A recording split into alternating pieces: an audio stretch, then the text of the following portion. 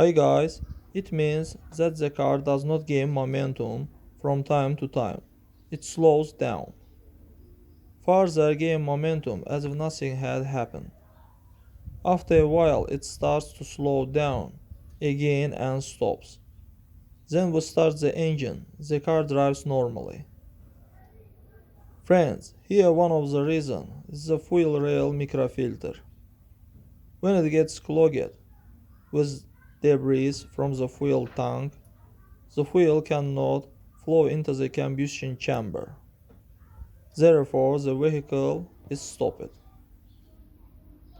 Friends, but before starting the video, subscribe to the channel, put like, and don't forget to put a bell so as not miss new video on the channel. We clean it, blow it out, rinse it out, or change it to a new one and put microfilter in place.